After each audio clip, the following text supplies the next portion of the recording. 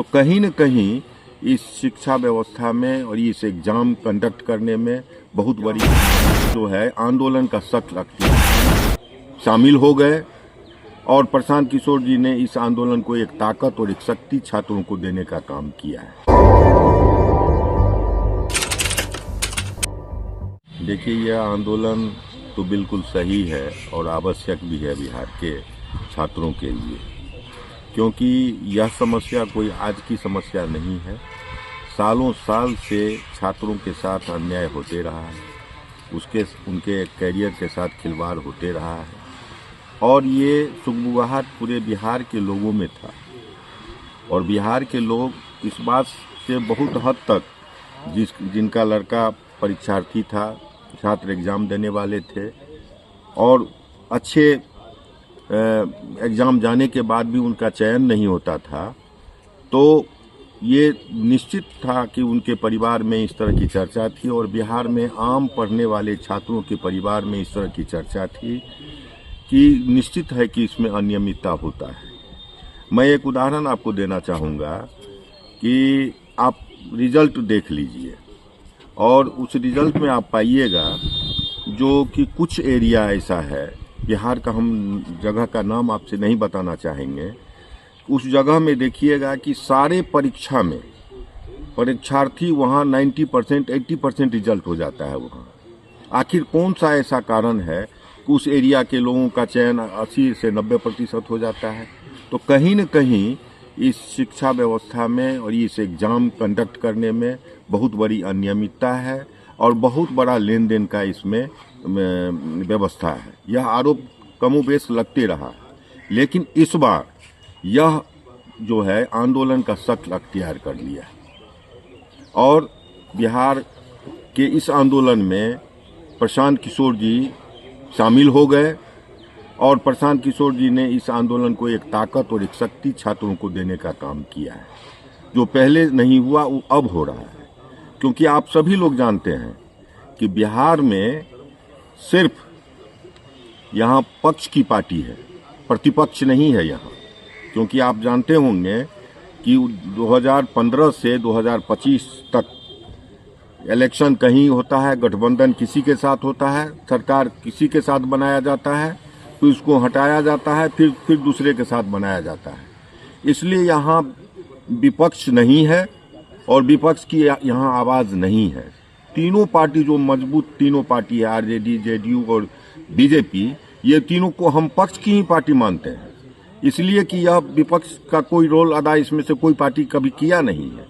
पहली बार प्रशांत किशोर जी ने विपक्ष का रोल अदा कर रहे हैं बिहार के धरती पे और यह आंदोलन उन्होंने किया है छात्रों के हित के लिए। छात्र के साथ जो अन्याय हो रहा है, जो उसके साथ जुल्म हो रहा है, उसके खिलाफ एक आवाज़ बन के यहाँ बिहार में उभरे हैं। और यह बात सही में बात है कि जब कहीं कोई प्रदेश उग्रवाद से प्रभावित रहता है, नक्सल से प्रभावित रहता है, लेकिन उस राज्य का जो मुखिया है उससे भी बात करता है, उसको भी रास्ते पर लाने का काम करता है। लेकिन ये मेधावी छात्र जो बीपीएससी कंप्लीट करने के दहलीज पर खड़ा है, क्या उसे उसका यह अधिकार नहीं है कि देश की सूबा के मुख्यमंत्री उनसे 1-2 मिनट का वक्त निकाल के उनसे बातचीत करना?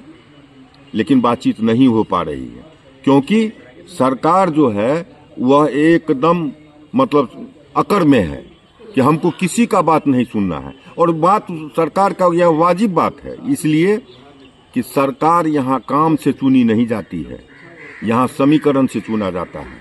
यहाँ हिंदू मुसलमान जातीय समीकरण से यहाँ की सरकार चुनी जाती है, इसलिए किसी भी जनता का कोई परवाह नहीं है। और जहाँ तक स्थानीय आप प्रतिनिधि की बात करते हैं, तो उन्हें भी क्यों परवाह रहेगी शिक्षा व्यवस्था का? शिक्षा व्यवस्था तो उस दिन चरमरा गया जिस दिन कॉलेज में और स्कूल में स्टूडेंट नहीं रहता है।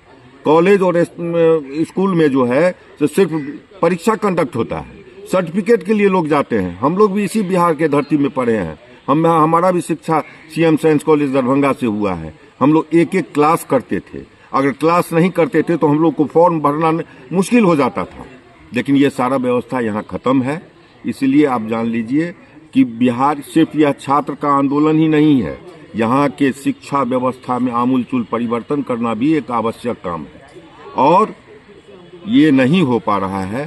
तो आप जान लीजिए कि बिहार का पैसा दूसरे राज्य में जा रहा है, क्योंकि यहाँ का लड़का जब यहाँ पढ़ाई की व्यवस्था नहीं है तो दूसरे राज्य में जाके पढ़ाई करता है और यहाँ लोग घर बार बेच के, जमीन बेच के, मवेशी बेच के अपने बच्चे को पढ़ाता है और बिहार कमजोर से कमजोर और गरीब से गरीब होते जा रहा है। लोकल जो है स्कूल, जो गवर्नमेंट स्कूल है, उस पे जो क्या कहना चाहेंगे, अभी क्या स्थिति है उसका? सारा चरमराया हुआ है सारा व्यवस्था।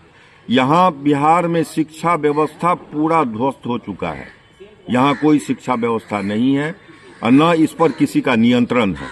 आप देखिएगा कि शिक्षा विभाग में सबसे ज्यादा यहाँ परेशानी है, किसी भी विभाग से सबसे ज्यादा शिक्षा विभाग में परेशानी है, लेकिन किसी को सुध नहीं है। और मैं एक चीज कहना चाहता हूँ कि अगर शिक्षा व्यवस्था इसी तरह रहा तो निश्चित है कि बिहार का भविष्य अंधकार में जाएगा, क्योंकि यही नौनिहाल बच्चे, यही छात्र आगे जाके अच्छा से अच्छा मुकाम पर जाके बिहार के नाम को रोशन भी कर सकते थे और बिहार में समृद्धि और ताकत भी ला सकते थे। लेकिन आज क्या हो रहा है? कुछ नहीं हो रहा है।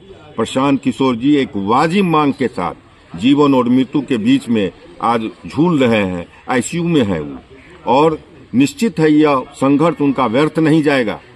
लोगों में यह आवाज लोगों तक जा रहा है। लोग समझ रहे हैं कि प्रशांत किशोर एक वाजिब मांग के साथ, वाजिब व्यवस्था के साथ ये संघर्ष कर रहे हैं। निश्चित तौर पर यहाँ के लोग इस बात को समझ रहे हैं और समझेंगे और एक बहुत बड़ा आंदोलन खड़ा होगा। अगर सरकार नहीं चेती तो मैं आपके माध्यम से सरकार से आग्रह भी करना चाहूँगा और साथ ही साथ चेतावनी भी देना चाहूँगा, छात्र के भविष्य के साथ इस तरह का खिलवाड़ आप नहीं करें, नहीं तो बहुत महंगा लड़ाई होगा। आप छात्रों का समाधान निश्चित कीजिए, यही बात मैं आपको बता रहा हूँ। क्या नाम है सर आपका? नवल किशोर सिंह, संगठन महासचिव, सहरसा जिला।